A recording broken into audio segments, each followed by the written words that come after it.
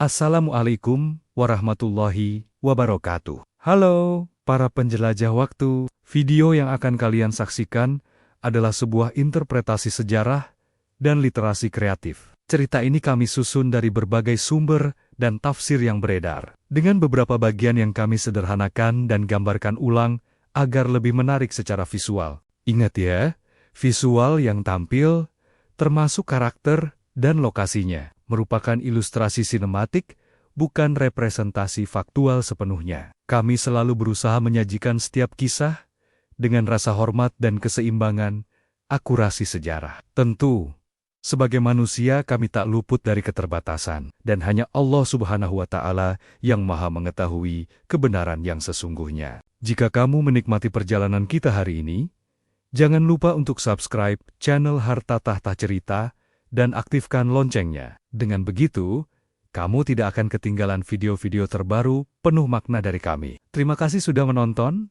Sampai jumpa di cerita berikutnya. Mari kita mulai. Bismillahirrohmanirrohim.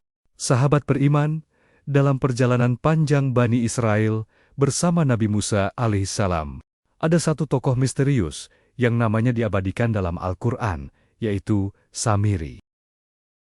Dialah sosok yang menyesatkan umat Nabi Musa, memperdaya mereka untuk menyembah anak sapi emas. Setelah Allah menurunkan berbagai mukjizat besar. Siapakah sebenarnya Samiri? Dari mana asalnya? Dan bagaimana ia berani menipu seluruh Bani Israel setelah melihat mukjizat Allah dengan mata kepalanya sendiri? Samiri adalah seorang dari kaum Bani Israel yang hidup sezaman dengan Nabi Musa alaihissalam. Namanya disebut dalam surah Toha ayat 85-97. Ketika Allah menegur Nabi Musa atas perbuatan kaumnya. Allah Subhanahu wa Ta'ala berfirman, "Sungguh, kami telah menguji kaummu setelah engkau tinggalkan, dan mereka telah disesatkan oleh Samiri." Quran Surah Toha ayat 85. Disebutkan bahwa nama lengkapnya adalah Musa bin Zafar, dijuluki As-Samiri karena berasal dari kabilah Samirah di Mesir atau sekitarnya.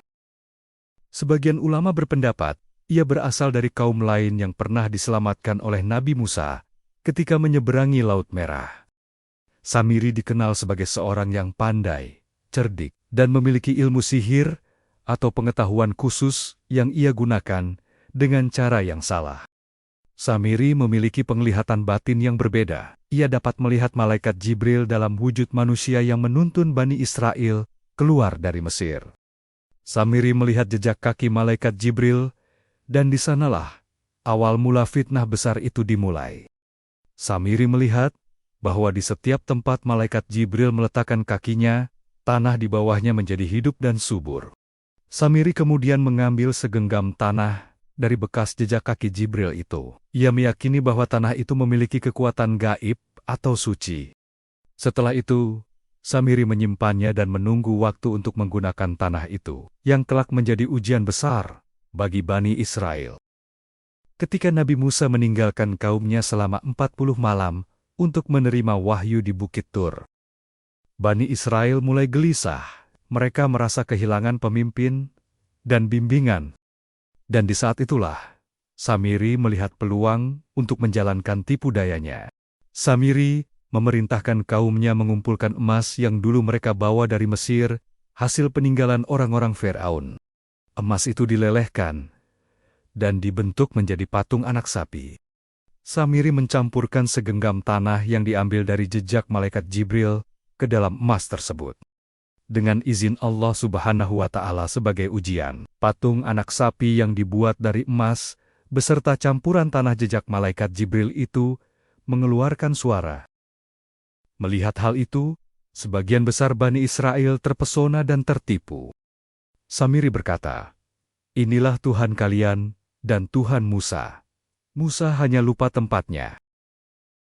Betapa cepatnya manusia bisa berpaling, meskipun sebelumnya mereka telah melihat laut terbelah dan Firaun binasa di depan mata. Sementara itu, Nabi Harun alaihissalam yang ditinggalkan Nabi Musa untuk menjaga kaumnya, berusaha keras melarang perbuatan syirik itu. Dan sungguh, sebelumnya Harun telah berkata kepada mereka, Wahai kaumku, sesungguhnya kamu hanya sekadar diberi cobaan dengan patung anak sapi itu. Dan sungguh, Tuhanmu ialah Allah yang Maha Pengasih. Maka ikutilah aku, dan taatilah perintahku. Quran Surah Toha, ayat 90. Mereka menjawab, kami tidak akan meninggalkannya dan tetap menyembahnya, patung anak sapi sampai Musa kembali kepada kami. Quran Surah Toha, ayat 91. Nabi Harun dituduh lemah dan hampir diserang. Ia tetap bersabar hingga Nabi Musa kembali dari Bukit Ter. Ketika Nabi Musa kembali dan melihat kaumnya menyembah patung, ia marah besar.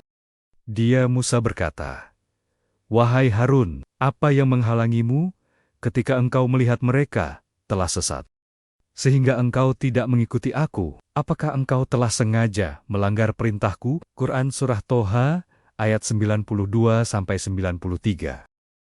Harun menjawab, "Wahai putra ibuku, janganlah engkau pegang janggutku, dan jangan pula kepalaku. Aku sungguh khawatir engkau akan berkata kepadaku, engkau telah memecah belah antara Bani Israel, dan engkau tidak memelihara amanku." Quran Surah Toha, ayat 94. Musa berkata, "Apakah yang mendorongmu berbuat demikian, wahai Samiri?" Quran Surah Toha, ayat 95. Samiri menjawab, "Aku mengetahui sesuatu yang tidak mereka ketahui. Jadi aku ambil segenggam tanah dari jejak Rasul, lalu aku melemparkannya ke dalam api itu. Demikianlah nafsuku membujukku." Quran Surah Toha, ayat 96.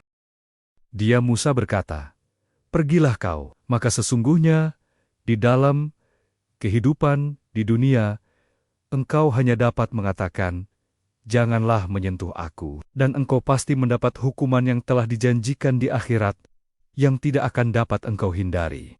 Dan lihatlah Tuhanmu itu, yang engkau tetap menyembahnya. Kami pasti akan membarkannya. Kemudian sungguh, kami akan menghamburkannya abunya ke dalam laut berserakan." Quran Surah Toha, ayat 97. Samiri dikutuk menjadi pengasing, hidup sendiri di padang tandus. Ia hidup dalam keterasingan sampai ajal menjemputnya, sebagai tanda bahwa kesesatan dan tipu daya tidak akan pernah menang atas kebenaran. Kisah Samiri adalah pelajaran besar bagi umat manusia, bahwa ilmu tanpa iman bisa membawa kepada kesesatan, dan keajaiban tanpa bimbingan wahyu bisa menjadi fitnah. Semoga kita dijauhkan dari tipu daya seperti Samiri, dan senantiasa berpegang teguh pada tauhid yang murni. Terima kasih telah menonton video ini. Wassalamualaikum warahmatullahi wabarakatuh.